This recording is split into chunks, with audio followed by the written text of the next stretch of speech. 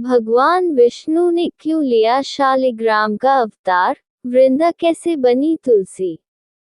पौराणिक कथा। कार्तिक का महीना हिंदू धर्म में पूर्ण रूप से भगवान विष्णु को समर्पित होता है। भगवान नारायण की अनेक दिव्य लीलाओं से जुड़ा ये कार्तिक का महीना शास्त्रों में अति पावन बताया गया है। कार्तिक महीने में स्नान, दान और भगवान विष्णु की भक्ति करने का बड़ा महत्व बताया गया है। मान्यता है कि जिसने इस महीने में भगवान विष्णु की भक्ति सच्चे मन से कर ली उसके सभी कष्ट जगत पालक भगवान विष्णु हर लेते हैं। शास्त्रों में तो इस महीने की बड़ा दिव्य महिमा बताई गई है। कार्तिक में जहाँ भगवान विष्णु अपनी योग निद्रा से उठते हैं, वहीं उन्होंने अपनी कई दिव्य लीलाएं भी की हैं। आज हम भगवान विष्णु की शालिग्राम अवतार की महिमा कथा आपको बताने जा रहे हैं। वैष्णव संप्रदाय और वैष्णव भक्तों के यहाँ भगवान विष्णु की शालिग्राम रूप की पूजा की जाती है। तो आइए जानते हैं भगवान विष्णु की शालिग्राम अवतार की उत्पत्ति से जुड़ी पौराणिक कथा के बारे में। वृंदा दैत्यराज जलंधर की पत्नी थी। पौराणिक काल की बात है।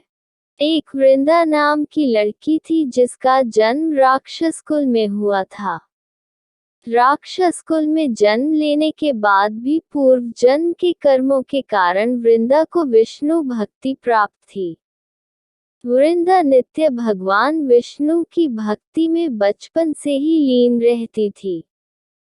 जब वह बड़ी हुई तब उसका विवाह राक्षस कुल के दैत्यराज जलंधर से हुआ। वृंदा को विष्णु भक्ति प्राप्त होने के कारण उसमें राक्षस कुल के कोई भी संस्कार उसमें नहीं थे। वह एक पतिव्रता स्त्री थी और हमेशा अपने पति की सेवा करती थी। एक बार देवताओं और दानवों में बड़ा भीषण युद्ध हुआ। जलंधर भी उस युद्ध में जाने की तैयारी कर बैठा। वृंदा ने अपने पति से कहा, जब तक आप युद्ध में रहेंगे मैं तब तक आपके कुशल मंगल की कामना के लिए पूजा करूंगी। जब हुआ वृंदा के पति जलंधर का वध। युद्ध के दौरान जलंधर को कोई हरा नहीं पा रहा था। देवता परेशान होकर भगवान विष्णु के पास पहुंचे और कहने लगे, दैत्यों ने सारे जगत में हाहाकार मचा कर रखा है। आपकी भक्त वृंदा के पतिव्रता होने के कारण हम सभी देवता जलंधर को युद्ध में हराने के लिए असमर्थ हैं। देवताओं ने भगवान विष्णु से कहा, प्रभु अब आप ही कुछ करें।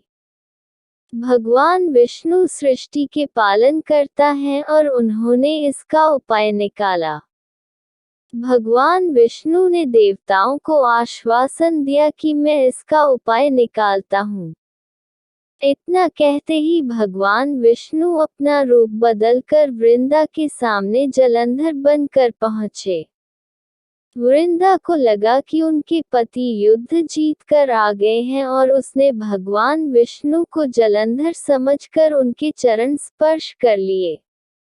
जैसे ही वृंदा ने भगवान विष्णु को जलंधर समझकर उनके पैर छुए, वहीं देवताओं ने जलंधर को युद्ध में मार गिराया।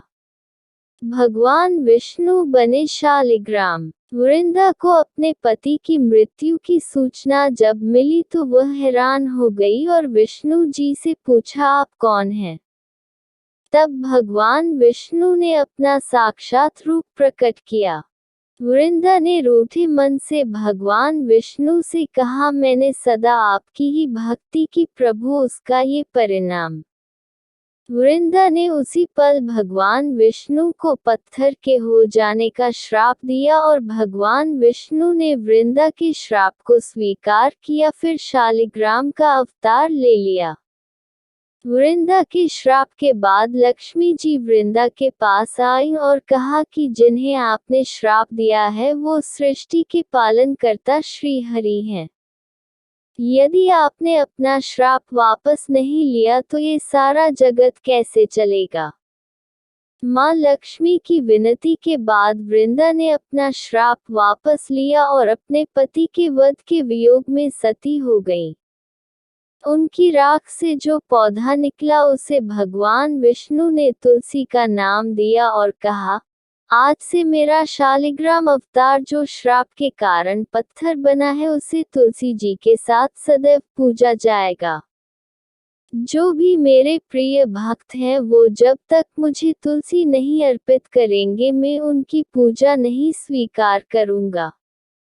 इस तरह वृंदा सदैव के लिए तुलसी के रूप में पूजनीय हो गई।